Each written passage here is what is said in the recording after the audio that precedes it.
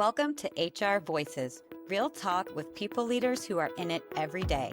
We get into the messy stuff, the challenges that keep them up at night, and how they're actually fixing them. No corporate fluff, just smart conversations for people who care about people.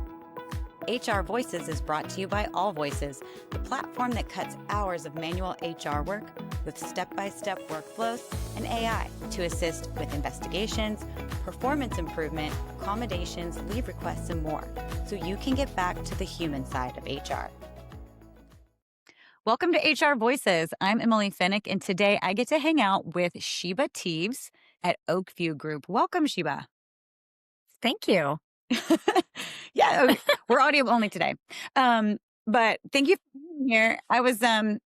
We were chatting before pushing the record button, and I was saying, I get to speak with a lot of healthcare organizations, a lot of SaaS companies, a lot of retail restaurants.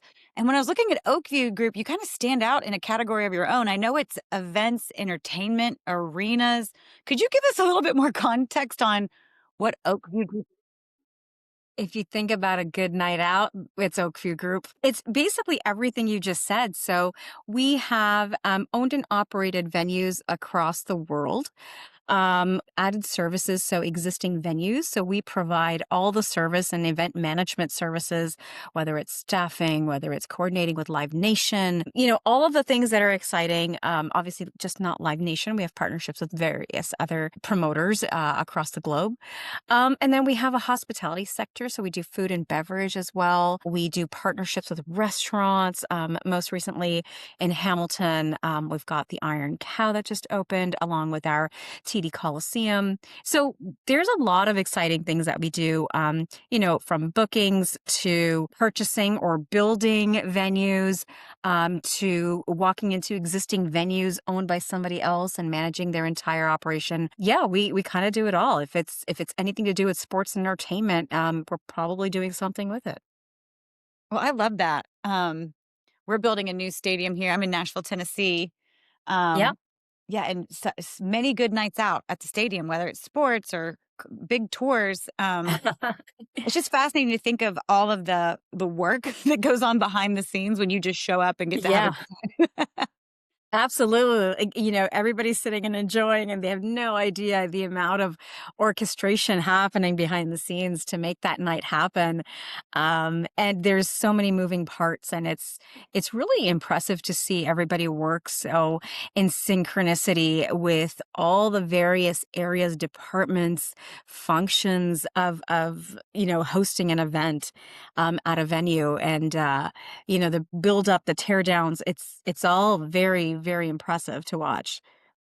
Yeah, so tell me a little bit more about the people at Oakview. The people at Oakview, it's a myriad of union, non-union, very, very highly skilled people that work in the event arenas, where we have chief engineers who are doing the mechanical works. We've got AV operators who are doing all the sound systems and displays that we have. But we also have an entire different sector of employees that are like managing the stages, putting together those props and stages and lighting. And then we've got organizing the arena so that it's the optimal fan experience. So there's a huge myriad. And then obviously there's the customer service, and then there's the bar staff, and then there's all the concessions. It's such a wide, vast variety of people that come together. And I have to give biggest kudos to our marketing team. Our marketing is phenomenal. They are playful and fun. They are very much reflecting their marketing strategy to how their own employee experience is. So it's a really, really diverse, talented group of people that work with our organization. Yeah, that's fantastic. Well, as you think about leading and setting strategy for such a diverse workforce, what is the biggest challenge to be you? I think the biggest challenge is, where you have creativity, you have no boundaries.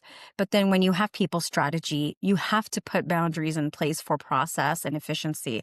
So I think that that's probably where these two worlds, I don't want to say they collide. I feel like they come together like a puzzle piece. Mhm. And that takes a lot of careful navigation on how we're experiencing or how we think about the employee experience because it's not really a typical experience. It's not a typical industry. Our work hours are not typical. Our work environment is not typical.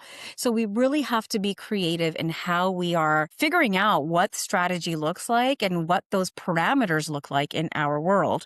So I've been blessed with a really creative team, in the people and culture department where we're constantly throwing ideas and thinking, well, what if we did this? And what if we did that? And what does this look like for engagement? And what does this look like for recognition? Because I think that those are two of the most important parts of what we do is the recognition and engagement piece. Mhm. The engagement, I think, is automatic, but I think definitely when it comes to recognition, that's our launch pad for everything else that we do. Yeah, and am I right to assume that like the majority of your employees are sort of engaging with the company like on their phones? Yes, we are very digital forward. So most of our platforms, whether it's payroll, whether it's scheduling, whether it's communication, it is very digitized. But that being said, because we are in arts and entertainment, we love putting faces and physical bodies to it. So we Yeah. will always have a people and culture member that is on site for every event. We will always ensure that we are available, whether it's digital, whether it's video, whether it's in person. Some people want to meet in person to talk about things, and we will always make ourselves available. So we are definitely we're digital forward, but at the same time, we're very accommodating to those that want the in person experience. Yeah, I'd love to hear that. That was gonna be my next question was just how do you communicate and meet people where they are? And you answered it before I could even ask. But I love it I'm when reading your I love mind. it. Yeah. I love when organizations are there's something really magical about showing up, right? I think it's easy to Yeah. set strategy and tell everyone what the rules are, from your office, but being there is a different thing. Yeah, and I think that's very indicative of our leadership team. Our leadership style in the whole organization is very much roll your sleeves up and everyone be there with everyone doing the same work. We're all going to be doing all of it. We will never ask somebody to do something we wouldn't do ourselves. So, I think that's very indicative of a really humble leadership team. Yeah. I like that. When you think about your employee base, what do you think they would say is the biggest challenge that they're facing in 2026? I think the market is a little bit tricky for them.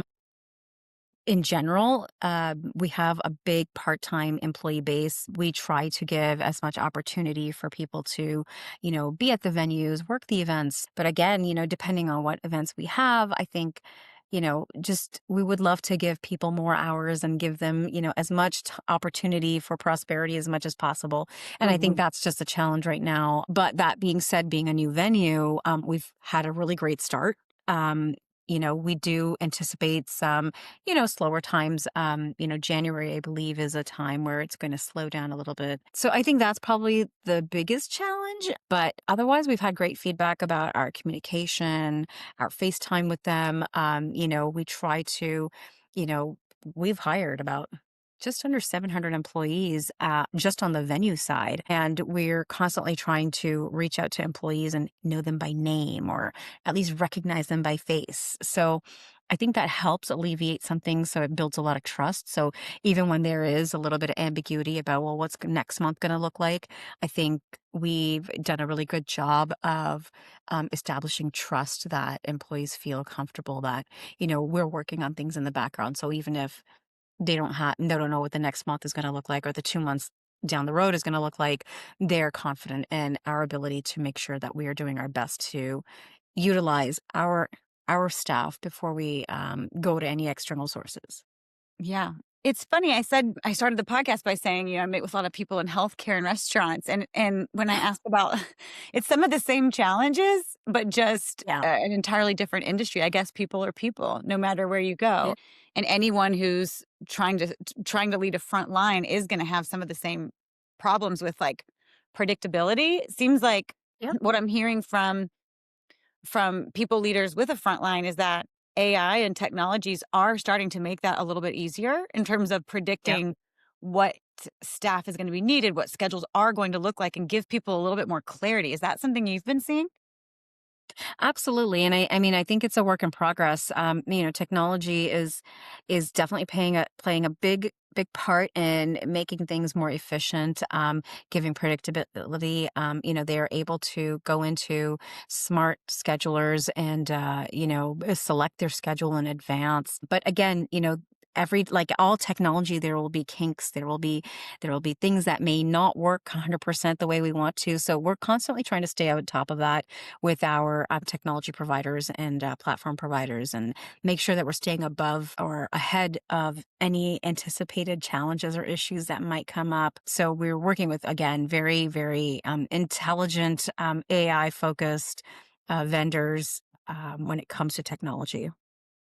Yeah, that's exciting. Of course, and we are still sort of early days. I know it's 3 years in, but some of these more predictive tools are really, I think next year will be a big year. Um and pushing that forward. Yeah, absolutely. When you think about, tools, experiments, things that have gotten you excited recently, anything jump to Yes. mind? Yeah.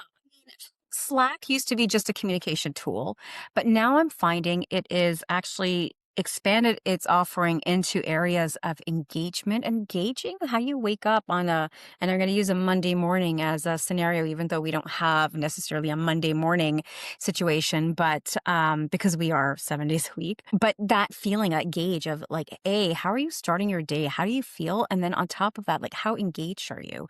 There's training platforms you can give that are like quick, like 2-minute trainings. Like it's kind of like, playing what are those games that on Instagram and what was it? The fruit games and it's very similar Yeah. to that idea where I'm sorry. No, I was just laughing and I said, "Yeah, I know what you mean." I can't think of the name either. They're like these cute little games, and it's like they're around health and safety, they're around compliance, they're around it's almost like little quizzes people do, and they're on their phones, and, while they're waiting for a shift or while they're, waiting for their supervisors, they just pull out their phone and they're able to do these things. So it's a more constructive way of doom scrolling, if you want to call it that. And so I find that Slack really provides such a great assortment of these kind of tools. And I think they're really, really effective. We don't have it currently. I know that we've had it. I've used it in the past, and not too long ago, and I've seen how it's grown. So we're looking forward to launching something like this. Hopefully, in the near future, we don't have anything solid put in place, but that's something that I've seen demonstrated really well. The Slack is what you're going to launch, or just the snackable content? Slack. Oh yeah, I mean, it's funny, people will find something to complain about just about anything, but one of the things I'm most grateful for is the shift to messaging over email, and especially Yeah. for if you're frontline or you're remote, it's like the new chit chat. It's like the new headquarters. You know what I mean? Like people say, "Oh, if you work Yeah. remote, you won't run into people." I'm like, I mean, I digitally run into people on Slack making jokes like all day. That's right, and it's a way to keep people connected. Like, there's no barriers. There's no longer that one hallway you go through and everyone's doors are closed. It's not like that anymore. And I think, the ability to have something like Slack or any other instant messaging system that you have internally in your organization, it really does break down those barriers of, reachability, geography, hierarchy. It just makes it way more easier for people to be accessible to one another for questions, for inquiries, or just Yeah. connection. Yeah, and the automations that you can unlock in Slack too are great for a people team. I've seen tools. Yes. Some friends of mine, they founders of Kinfolk, and they have a Slack integration, which basically is like anytime you want, you can ask a question, any sort of tier Yep. one question that your HR team would have to provide, and you get that instant answer. And it Yep. can even, Yep. agentics things that they can do. So like, hey, go ahead and enter my That's time right. off for me. you know, just reducing that effort is wonderful. And then just little things like reminding people it's your birthday or like Yeah. running a quick poll. It's amazing. Like it's amazing what you can do and how much more delightful it is than an email. Absolutely. And even, that's a great example with birthdays. Somebody on our team is always keeping track of all the birthdays. And it's nice to just send that message out. And then, the rest of the organization has an opportunity to also wish that individual. And it's just a way to make someone feel very seen and special. Yeah, absolutely. I'm a huge Slack fan. If you can't tell, this whole podcast is just like one big ad. Yeah. Um, Another thing that's cool, I don't know, like when that becomes too, like when you start to centralize things in one place, whether it be your communications or your, documentation, that's what All Voices does, right? Which centralize Yep. your like employee relations documentation. When it's all in one place, another huge unlock with AI that I get excited about is just the knowledge base capabilities and the recall capabilities, right? If like you're Yeah. sitting on all this unstructured data of conversations that have happened or Yeah. things that have been documented, and now you can actually talk to that information and see it That's and right. query it, and sky's the limit. Yeah, and I mean, even like, whether we're looking at Coursera or ChatGPT, Mhm. these are also great tools that help align these things as well.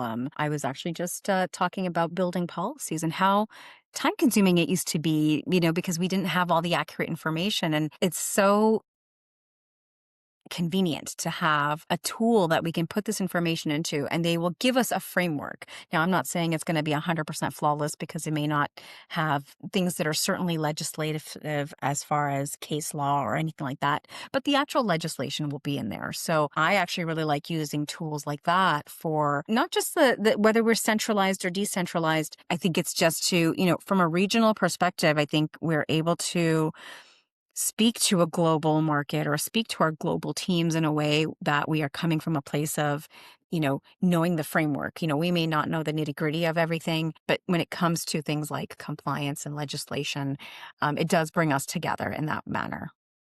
Absolutely. Yeah, and again, the knowledge, it's not just creating the policies, but then sort of everything becoming just in time, right? Like Yes. you think about Yeah. like you get trained, even like you get trained on some soft skill that you're not going to need for 6 months, and then you're just hoping you remember it when the time Yeah. comes. Or same thing Exactly. with policies, right? Like a policy is wonderful, but then sometimes it doesn't. You know, it's not like you have the whole thing memorized, right? So then something happens. Right. It's the instant recall and Yep. AI can be more context aware too. It really gets me excited for 2026. Yeah, absolutely. I 100% agree with that. I have to stop saying years in these recordings because I'm like, people are gonna go back and listen to it. It's instantly dated. Well, this has been a really great conversation. I always like to wrap it up with any words of encouragement, advice, wisdom that you want to share with your fellow HR folks who might be listening. Yeah, be kind to each other and to yourselves. It's I think in the people and culture and HR sector, we have had so much turbulence over the past 7 years. It has been nonstop, whether it is dealing with the pandemic, whether it's doing the return to office, and now we're dealing with, at least in North America, some form of economic kind of revamp, if you would say that. So just be patient with each other, be patient with yourselves, and just take a moment to breathe every now and then because there isn't as much support for HR as HR provides to others. So, just we should be able to bind together and create some support for one another. Yeah, absolutely. And I will use this as just a moment to plug the importance of community.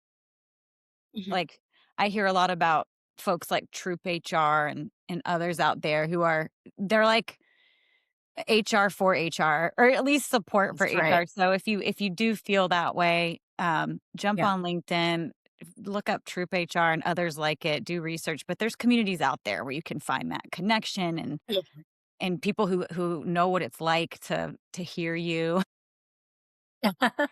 Yeah, and get to some events as well, where you can there's nothing like in-person connection, and I know your Oh, organization knows that better than yeah. most. Absolutely, absolutely. We do, not just professionally, but also on my personal circle of friends. I actually have a monthly get together with my friends that are all in HR, in the HR space, and they're at various levels, and we all talk about, what's up and coming. What are you working on? What's your biggest challenge? What's the operational ask right now? And we love running those ideas by each other, and we have a group chat on WhatsApp. So we have Love it. that place where you can ask quick questions like, "Hey, I'm dealing with something in a different province, and what's your experience with that?" So it's really great to reach out like that. Oh, I love that. I love that you have that and that you're building that community for others. Yeah, absolutely, and hopefully we can grow it and reach out. There's been talks of perhaps growing it, but more to come. Hey, well, for those listening, reach out to Sheba on LinkedIn. Join her budding Absolutely. WhatsApp community. Happy to have more members. Awesome. Well, it's been a delight talking with you and enjoy your holidays. And thank you Yeah. again for being here. You're very welcome, Emily. Thank you for having me.